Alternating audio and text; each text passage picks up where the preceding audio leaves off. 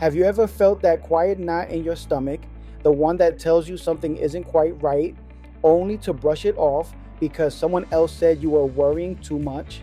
Many parents learn to doubt that inner voice even when it's been guiding them all along.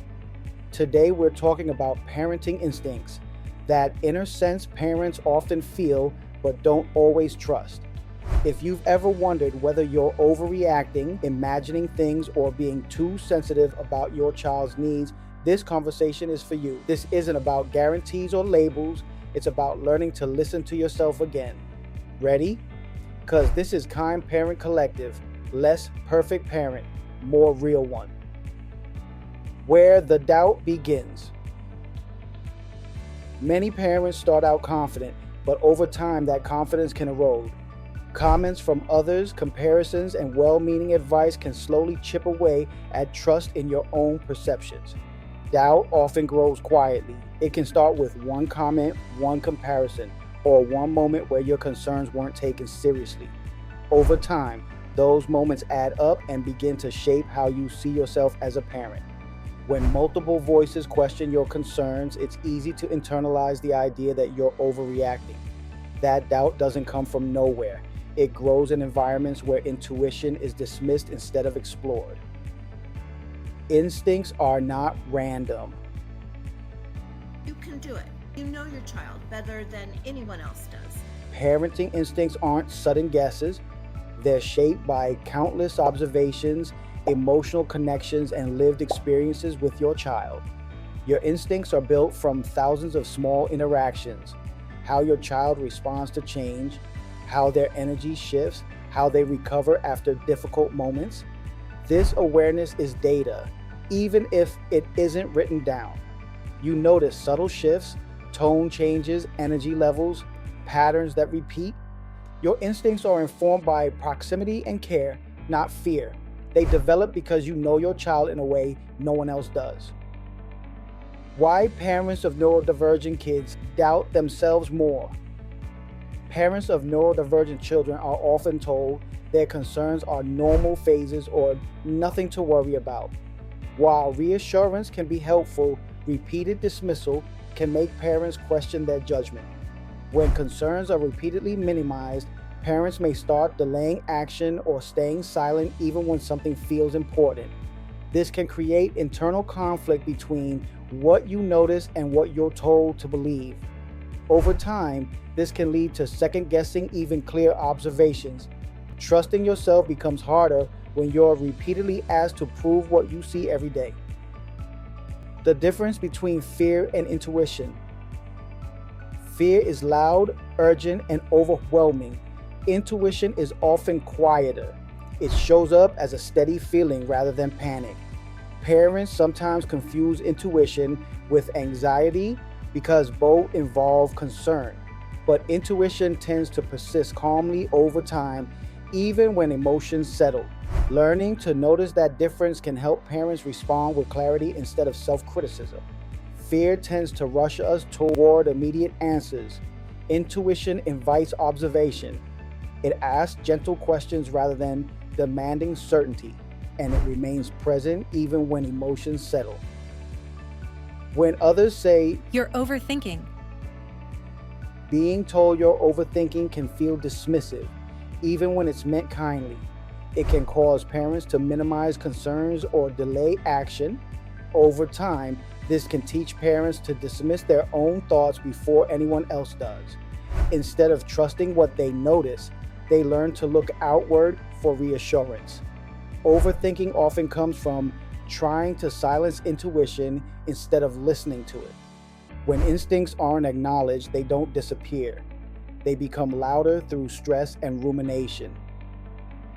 Instincts grow with experience. Trusting yourself doesn't happen overnight. It builds gradually through reflection, pattern recognition, and small moments of validation. Each time you follow your instincts and see your child respond positively, that trust strengthens. Even when outcomes aren't clear, honoring your inner voice reinforces confidence over time. Trust builds through repetition.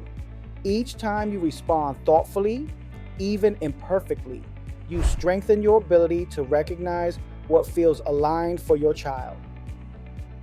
You don't need to be certain to be valid. Many parents wait for certainty before acting on concerns, but certainty isn't always possible, especially in parenting. Parenting often requires acting with incomplete information. Waiting for certainty can sometimes delay support that could otherwise be helpful and gentle. You're allowed to ask questions, seek support, or make adjustments without having everything figured out.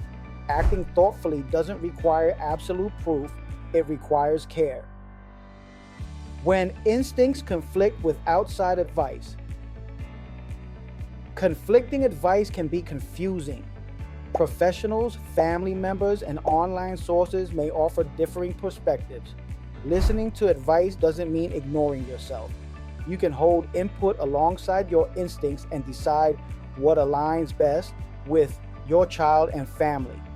You are not obligated to follow guidance that doesn't feel right. It's okay to pause, reflect, and choose what fits. Advice is a tool, not a command. Your instincts help you decide how and when to use it. Rebuilding trust in yourself. Rebuilding trust starts with reflection. Looking back, many parents recognize moments when their instincts were accurate, even if they doubted them at the time. Rebuilding trust also means being kind to your past self. You were making the best decisions you could with the information and support you had at the time. Noticing these moments can help shift internal narratives from "Am I overreacting?" to "I'm being attentive." This shift takes practice, not perfection. Giving yourself permission to pause.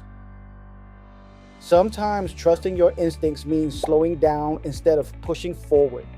Pausing can create space for clarity. Slowing down doesn't mean ignoring concerns, it means creating space to respond rather than react, which often leads to clearer decisions.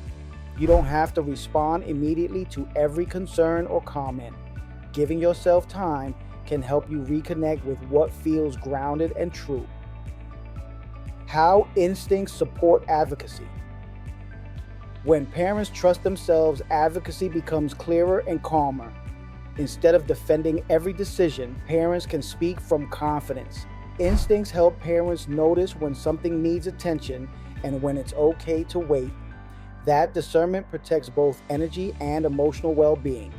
When advocacy comes from a grounded place, it often feels less exhausting. You're no longer trying to prove yourself, you're simply communicating what your child needs. You know your child in ways others can't.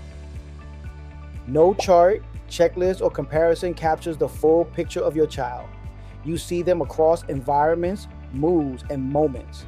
That depth of understanding matters. It informs instincts in ways that external perspectives can't replicate.